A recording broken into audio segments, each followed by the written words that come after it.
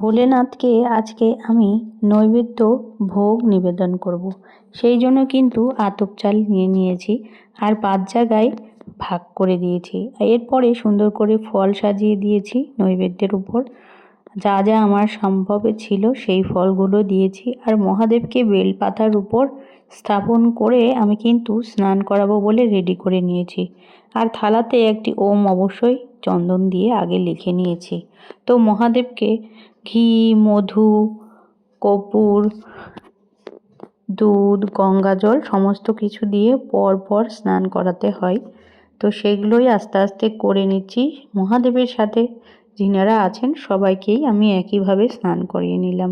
নন্দী রয়েছে আমার, নাগরাজ রয়েছে, তারপরে ত্রিশূল রয়েছে, সমস্ত কিছুকে সুন্দরভাবে স্নান করিয়ে পরিষ্কার করে মুছে আমি কিন্তু মহাদেবের আবার পুজো করব।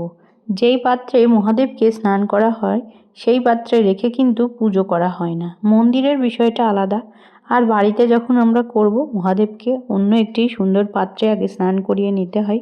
আর অবশ্যই প্রদীপ ধূপ আগে জ্বালিয়ে নিতে হয় মহাদেবের নাম স্মরণ করে। একটি ঘিয়ের প্রদীপ দিতে পারলে খুবই ভালো হয়, আর তাছাড়া এমনি প্রদীপও দেওয়া যায়। তাছাড়া মহাদেবকে কিন্তু আমি পৈতেও দিয়ে দিলাম। আর আমার কাছে রুদ্রাক্ষর মালা এখনও নেই, সেই কারণে আমি দিতে পারিনি। এবার আমি মহাদেবকে ভোগ নিবেদন করে আরতি করে নিলাম আর বেলপাতা যে কটা ছিল আমি নিবেদন করলাম। এরপরে আমি মুগ ডাল, সবুজ মুগ, তারপরে সিদ্ধি, সর্ষে দানা সমস্ত কিছু নিবেদন করে দিলাম। আর একটু আতপ চালও নিবেদন করা যায়। তারপরে আমি মহাদেবকে আবার কিন্তু গঙ্গা জল দিয়ে মহাদেবের মন্ত্রটা পাঠ করে নিলাম। এইভাবে আমি ঘরোয়া মহাদেবের পুজোটা সম্পন্ন করে থাকি। তোমরা কিভাবে করো অবশ্যই জানিও।